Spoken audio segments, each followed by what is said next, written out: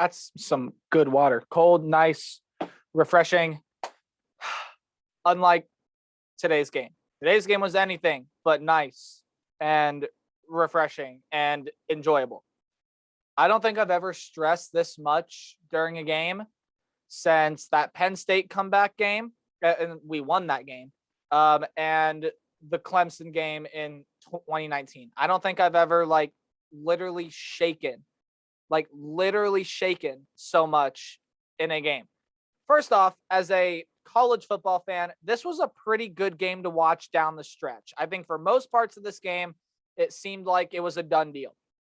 It seemed like Oregon had this one in control throughout the entire game. And they did. Let's be honest, they did. Ohio State did not come ready to play today, especially on the defensive side.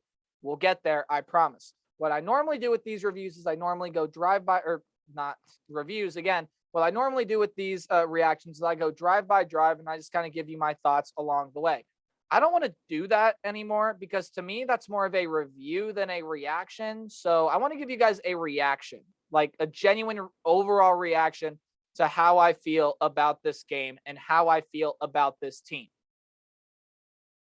I'm recording this one a little later than I wanted to because I had friends over watching the Nebraska game and some other games that were on as well, and they just left. So I sat down and started recording this one for you lovely people out there, which, by the way, thank you for tuning into this. You guys know the drill by now. If you want, hey, like, subscribe, do all that fun stuff.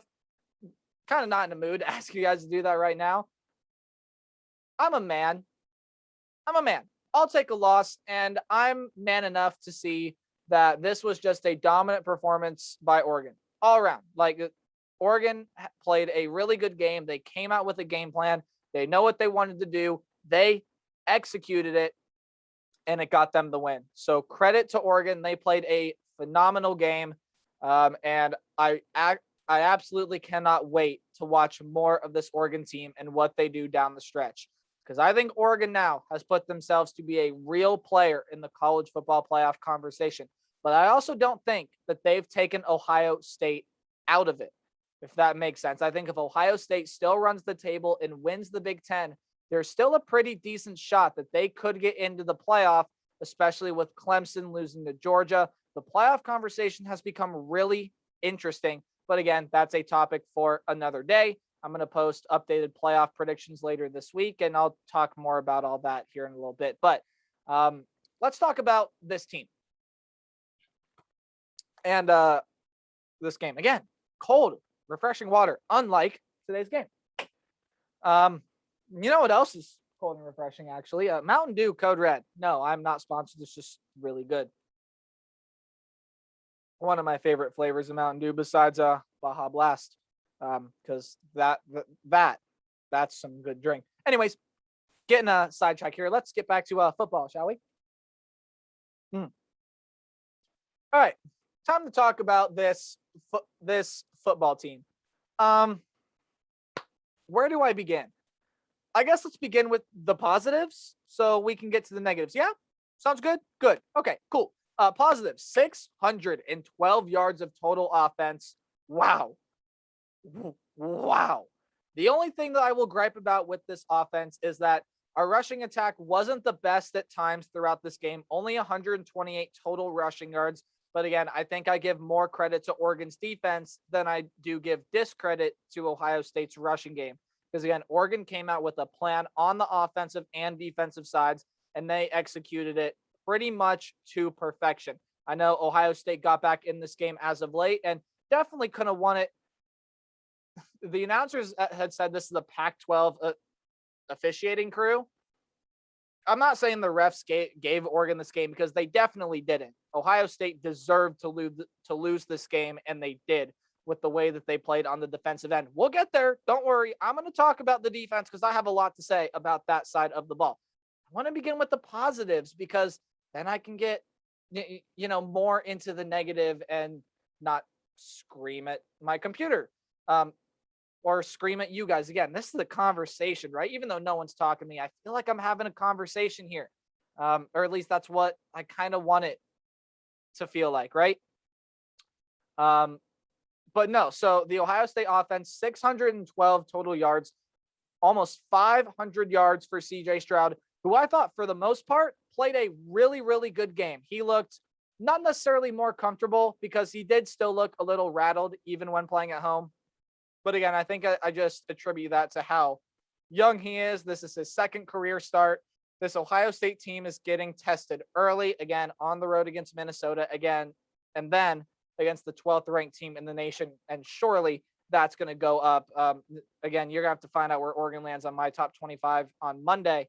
But for this Ohio State offense, it's good enough to win a national championship on its own. This Ohio State offense is elite. It's amazing. It's an amazing offense. The offensive line played really well today as well. The wide receiver group played well. And how about this? Jackson Smith and Jigba led the Buckeyes in receiving yards. Yeah, how about that? A couple touchdowns for him as well. So the young Jackson Smith, who will probably end up coming back next year with Olave and Wilson likely off to the NFL. The future is still bright for Ohio State receiving and Ohio State pass catching. Of course, Stroud will be here next year too. But now let's start to get into some of the negatives. I'm going to start with CJ Stroud. While I like CJ Stroud and I think he's a good quarterback, I think he's very close to being an elite quarterback, but something that he doesn't have that Justin Fields did was a rushing threat. And that's something that Oregon just didn't have to account for in their defensive scheme because CJ Stroud doesn't run the ball. He's not a scrambler. He doesn't get out of the pocket and run. He did have a couple times in this game where he got out of the pocket and scrambled. There was a nice 14, 15-yard run to get a first down to move the chains. So CJ Stroud is a guy that runs when he has to, but I would like to see him run more. Now, I know it's not necessarily CJ Stroud's style, but I would like to see him run more, right? With that being said, too, CJ Stroud, you got to stop overthrowing guys. That's what sealed this game. Javon McKinley had the game-sealing interception because CJ Stroud, while trying to scramble out of the pocket, tried to force a throw to Chris Olave, and it was high. And there were a lot of passes thrown high in this game by CJ Stroud. Again, a common theme. He has a tendency to throw high, especially early in the game. I noticed the receivers were having to jump for balls, and then there were no yards after the catch, something that Ohio State is usually really good at. But again, with Stroud having a tendency to throw high, again, Stroud played really well throughout times in this game, but his tendency to throw high is going to cost Ohio State down the line, and it absolutely cost them here in this one with, again, an interception being thrown by Stroud because he threw the pass a touch high. All right, let's get to the defensive side, shall we? To all the Ohio State fans watching this video, I think you know where this one's going, right? I think you know what I'm about to say about our Silver Bullet defense. Because honestly, our Silver Bullets were like not even at BB gun level. They weren't even at paintball level. They weren't even at Nerf dart level. Actually, that's probably the perfect way to describe them. Ohio State's defense, nicknamed the Silver Bullets, looked like a Nerf gun out there today against Oregon. The defensive line got no pressure against Anthony Brown, which they needed to do. They needed to do if Ohio State was going to win this game, and they didn't. The defensive back seven is young and experienced. I get that. But at a program like Ohio State where you reload, you don't usually retool, that can't happen. In the defensive back seven that, yes, again, I just said it, is young and inexperienced, but to have misassignments and misreads and leave guys wide open and allow the big plays and all this stuff, like, it's got to get cleaned up. And our lack of ability to stop the run in this game cost us more than did against Minnesota. Our offense had a lot more big plays, but then again, this Oregon defense was a lot better. So we weren't necessarily going to have the big play threat as much as we did against Minnesota. So for the defense to give up these big plays and to have Oregon keep moving the sticks, albeit Ohio State's defense played pretty well at times down the stretch when it mattered, but when the game was in its early stages, Nah, they didn't feel like it, I guess. And I know there's like injuries and problems going on. Seven Banks, um, again, I didn't see a lot of him in this game. I don't even know if he stepped on the field. I know he was in pads on the sideline, but I don't know if he played at all. Cameron Brown didn't look 100%.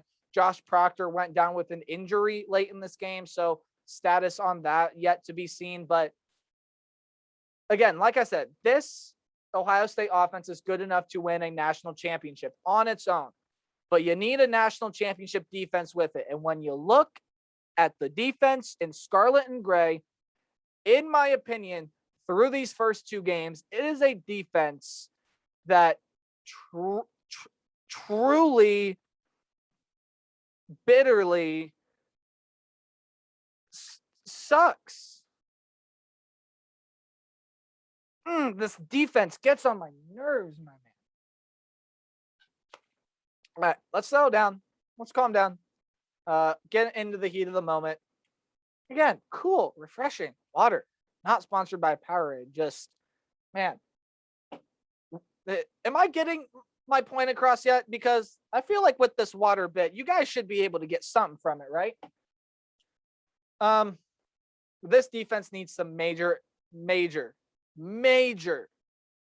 improvements. And if this defense does not get better, I don't think Ohio State's been taken out of the college football playoff berth by any means. I still think there's a pretty solid shot that Ohio State can make the playoff, especially with Clemson losing a game as well. And albeit Clemson's loss probably looks quote unquote better than Ohio State's loss because it's against Georgia, who arguably is a better team than Oregon. But still, it's a loss against a ranked opponent, but Ohio State has a lot more meat in their schedule than Clemson. So I don't think Ohio State's been taken out of the playoff conversation, but they might as well be with this defense. Again, the silver bullets look like a Nerf gun. The Oregon was able to like brush them off like it was nothing. Like it was nothing. This Ohio State defense needs to get pressure. It needs to start shooting the gaps. It needs to start reading plays. I mean, again, there were some good reads in this game, but overall, this Ohio State defense, our offense can only do so much. And when it faces a compatible defense like Oregon's,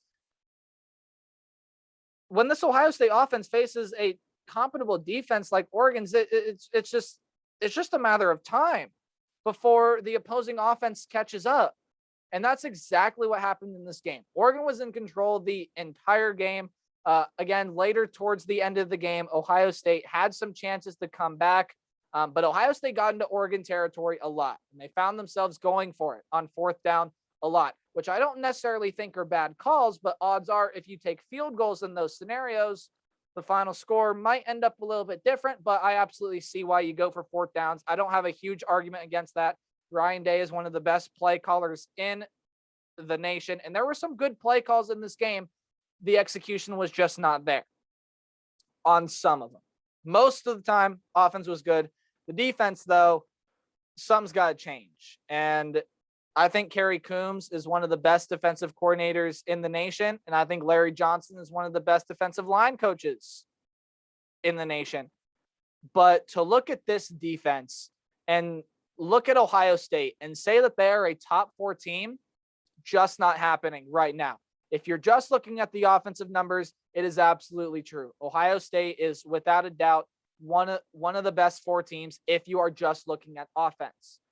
But looking at the entire picture, there is a lot of work to do for this Ohio State team. I'm a man. I'm going to take this loss. I'm not going to sit up in my loft and cry about it. No, I'm going to sit here. I'm talking to you guys for goodness sake. And I'm not throwing things or breaking things or yelling at the camera. Sure, I may seem a little frustrated, but that's really all it is. It's frustration.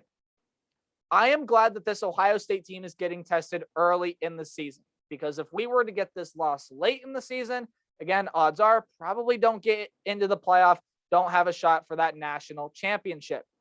But with this win coming in week 2, it's better to lose in the early season than it is late. because Ohio State, in my opinion, you can only go up from here. I think this game is going to I think this game is going to motivate some players. I think it's going to put a drive into this team. At least I hope so. It should. I think it's going to put a drive, especially into this defense, to work hard to get better. And that's what I'm hoping. The next games for Ohio State are Tulsa and Akron before they get into Big Ten play. So again, not big time opponents. Expect Ohio State to win both of those. Again, still be here doing fan reactions for those games when I can sit down and record them. But overall, guys, this Ohio State team has got some work to do. I give all credit to Oregon in this game. They came out, played a phenomenal game, had a phenomenal game plan. They executed it to perfection. What a win for the Oregon Ducks. My Buckeyes got a lot of work to do. Thank you guys for watching. I hope you found some enjoyment out of this video, Ohio State fans. I know it's hard, but Ohio State should be able to turn it around as the season progresses. There are still some big tests left on the schedule, on the road against Indiana and then Penn State. Penn State has looked surprisingly better than I thought they would look. So I think that's going to be a bigger test than a lot of people are thinking. In the rankings, I don't necessarily think Ohio State drops out of the top 10, but you never know. We'll see what the voters think. And you guys will see what I think on Monday when I release my top 25 poll after this week. Enjoy the rest of the day of college football, whether your team wins, loses. There have been some great games on today and that are still going on. Texas and Arkansas is on right now. Iowa State, Iowa just finished. What a game that was. I'll definitely be talking about that one a lot in my review tomorrow. I'll definitely be talking about this one a lot in my review tomorrow. But again, my reaction, the silver bullets need to look more like bullets and not like Nerf darts. This offense is elite. It just needs a defense to back it up. And that is my main point of concern right now with this team is this defense. I think it's going to get better throughout the season, but again, I have no idea. My expectations are set so low right now. You guys have no idea.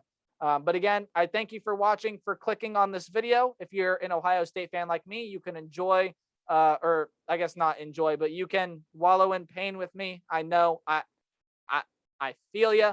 And I promise it's all going to be okay. We'll see what happens the rest of the season. For now, enjoy the rest of your Saturday. Enjoy the rest of your football weekend because the NFL is on tomorrow as well. Again, tomorrow I'm going to be posting my review of the week, and we'll go from there. So I'm signing off for right now. I'm going to go watch some more games. Hope you guys do as well. Have a good one. See you tomorrow. Bye-bye.